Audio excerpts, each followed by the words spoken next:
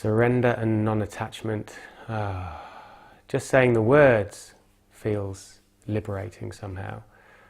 And they're very similar concepts, and there's quite a lot of overlap with the two.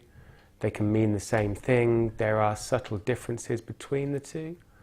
But if you wanted a starting point, then you could say that surrender is about giving up what you're hanging on to now, and non-attachment is about practicing not getting attached to something in the future, or even something that's in front of you now. And we'll deal with them in turn. We'll look at surrender first. We'll probably spend most of the time on non-attachment, I would imagine. But it's such a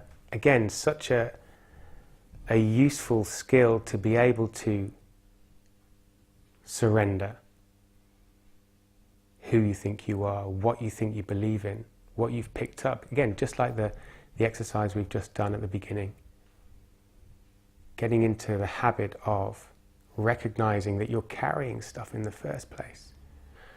Surrender, first of all, and I'm going to read some things from you to you from the book. There's 2 or 3 entries, but there's really only one that I want to read, and it happens to have something to do with one of the other members of the group who couldn't surrender fully enough.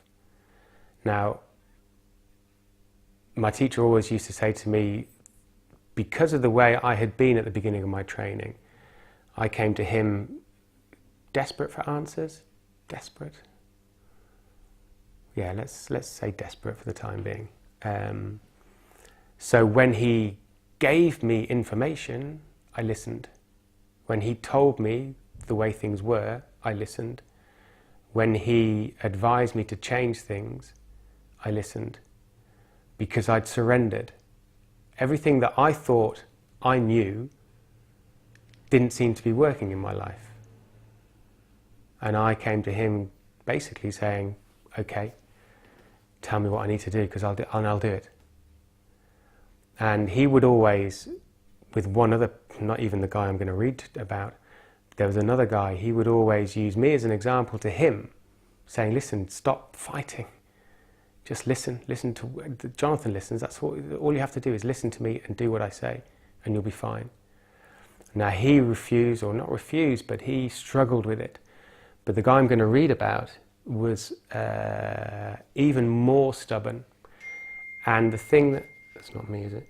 And the thing that got in his way was his intelligence.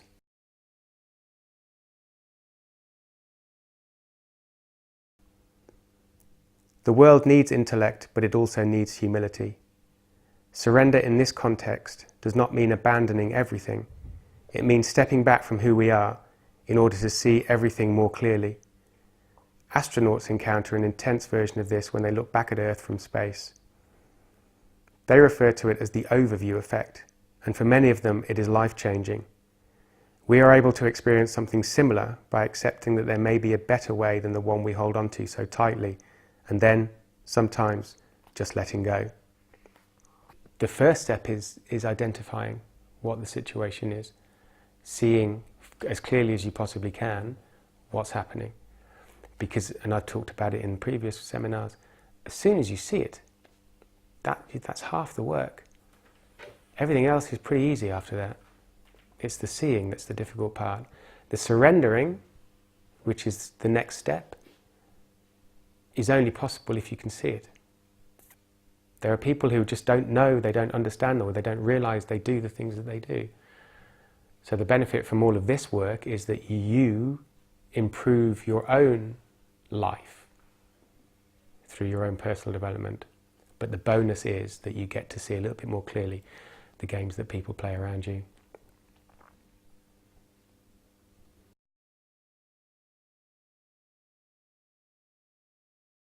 It's something that you have to do again and again and again and again and again. You have to practice.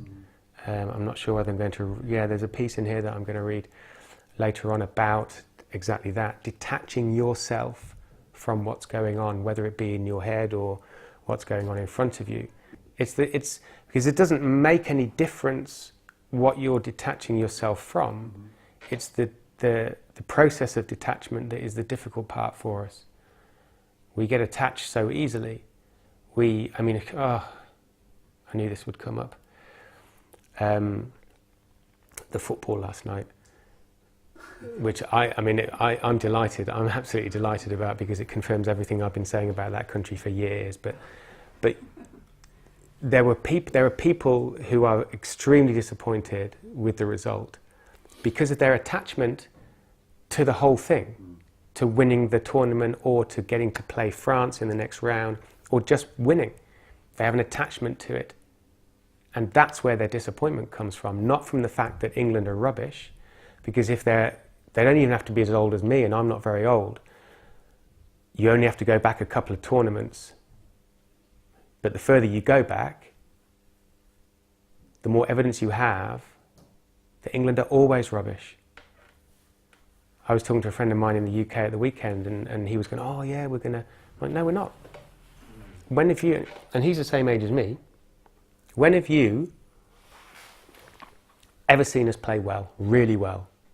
And there's only 2 occasions in my lifetime where it's happened, in '96 and 2001. That's twice in, let's say, 25, 30 years that I've been watching England. So the basic rule is, if it's happened before, it's likely to happen again, until stuff changes. And even if they do play well once, it doesn't mean to say they're always going to play well, because their history is they're rubbish. But the attachment to the result, the attachment to the thought of winning, it's the attachment which causes the disappointment. Free yourself from attachment and you have no pain. You might think that you have no glory, but the glory lies in the non-attachment. The glory for me lies not in England winning a football match or a tournament. The glory for me lies in not caring whether they win or lose, but just enjoying it. I had a great time. I had a great time. This is one thing that we lose sight of, I think, or we don't even understand. So we can't even lose sight of it because it's not in our consciousness. But the way things work out is perfect every time. And we've talked about the power of intention, the power of thought, and how we manifest things that happen in our life just by thinking about them. Be careful what you wish for was one of the things that we talked about in the seminar. And that not only do you create your reality with the power of thought, you create your own feelings based on what's in front of you with the power of thought. Again, like the nature program. Oh, that's bad and that's good. Well, if you're watching a different program, it'd be the other way around. So based on your thought process, you create your reality and you create your feelings. You're in complete control of who you are. So even though we're daunted with a blank sheet of paper upon which we can decide who we want to be, we already know. This is what I find in my work. People come to me and go, I don't know what I want. And go, well, I say, actually you do, but it's just been covered up with a whole load of stuff over the years. It's still there. You just need to, and it's usually my job to uncover stuff and get rid of the limitations that they've got in their head. I can't do this because I'm too old. I can't do this because I don't have any money. I can't do this because my dad will be unhappy. No, do it. You've always wanted to do it. It's all there. And it's not just your hopes and your dreams, it's also who you want to be, what makes you happy, what resonates with you. It's all in there. And the sooner you surrender this stuff and get rid of all your attachments to what you think. If you think you should do something, then it's probably somebody else's voice that you're listening to. But if you want to do something, if you can't help but do something because it makes you happy, that's your voice. And finding your voice is not difficult. Like just your example is perfect. Talk for 40 seconds and you can feel what resonates for you.